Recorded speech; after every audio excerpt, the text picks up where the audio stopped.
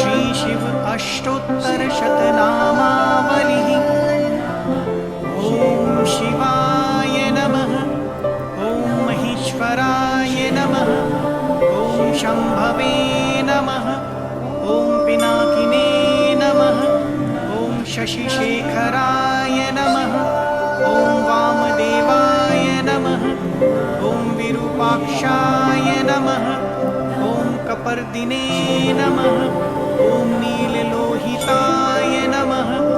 ॐ शङ्कराय नमः। ॐ शूलपाणये नमः। ॐ खट्वाङ्गिने नमः। ॐ विष्णुवल्लभाय नमः। ॐ शिपिविष्टाय नमः। ॐ अम्बिकानाथाय नमः। ॐ श्रीकण्ठाय नमः। ॐ भक्तवत्सलाय नमः। ॐ भवाय नमः। ॐ शर्वाय नमः। ॐ त्रिलोकेशाय नमः। ॐ शितिकण्ठाय नमः। ॐ शिवप्रियाय नमः। ॐ उग्राय नमः। ॐ कपालिने नमः। ॐ कामारये नमः। ॐ अन्धकासुरसृदनाय नमः। ॐ गङ्गाधराय नमः। ॐ ललाटाक्षाय नमः। ॐ कालकालाय नमः।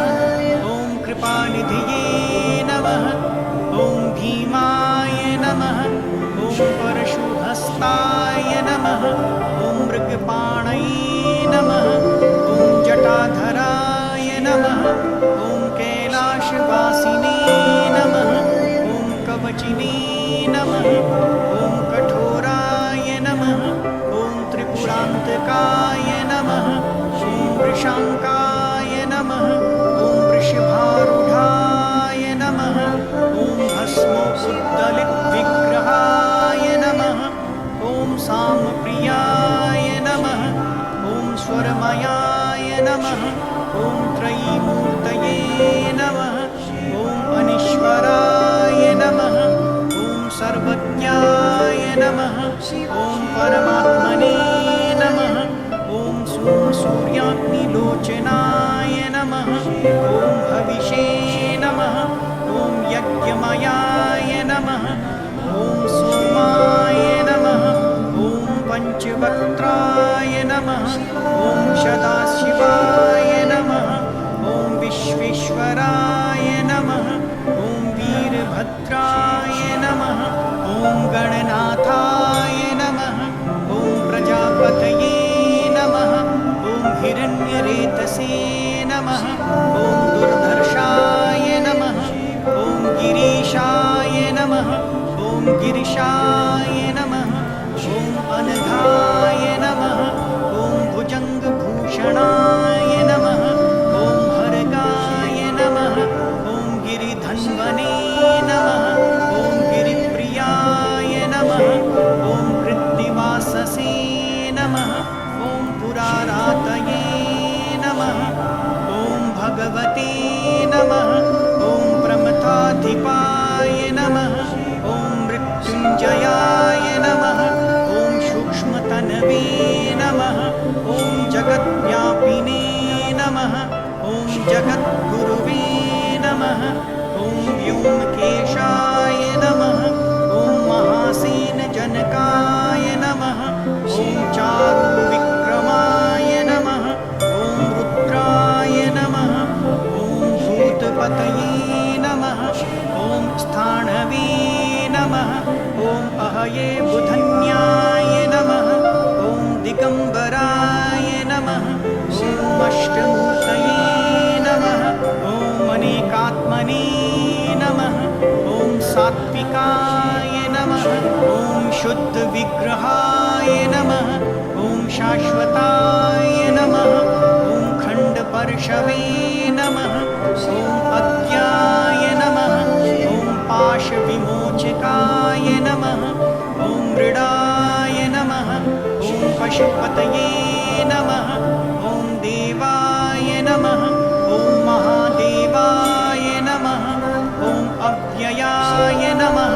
ॐ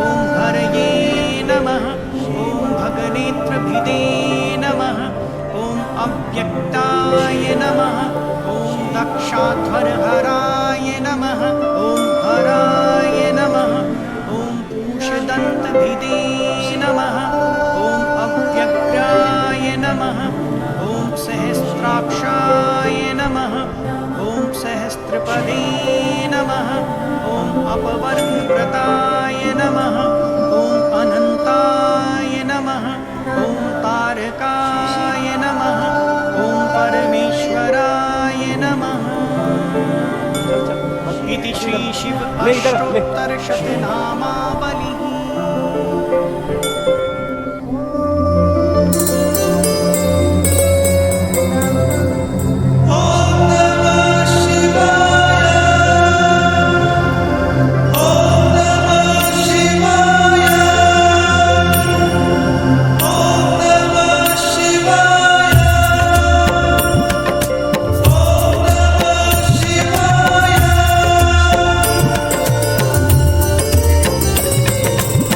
सौराष्ट्रे सोमनाथं च श्रीशैले मल्लिकार्जुनम्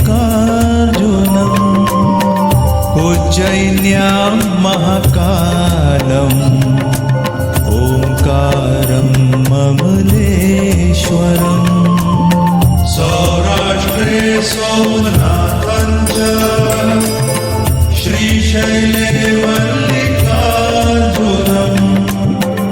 उज्जयिन्यां महाकालम् ओंकारं ममलेश्वरम्।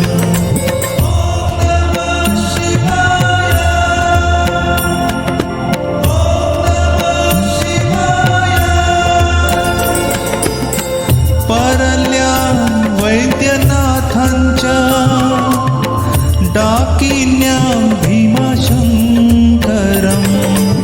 सेतुबन्धे तु रामेशं नागेशं दारुकावने।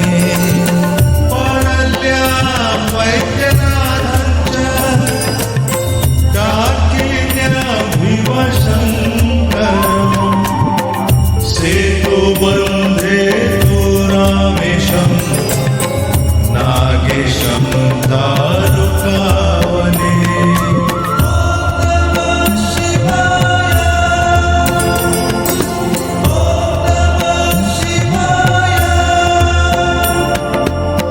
वाराणस्यां तु विश्वेशं त्र्यम्बकं गौतमी तटे हिमालये तु केदारं घृष्मेशं च शिवालये।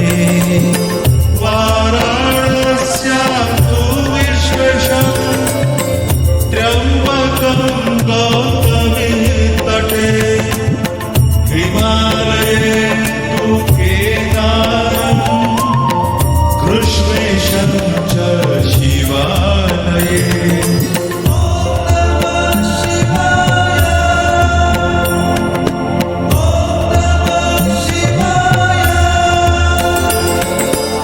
एतानि ज्योतिर्लिङ्गानि सायं प्रातः पठे नरः सप्तजन्मकृतं पापं स्मरणेन विनश्यति।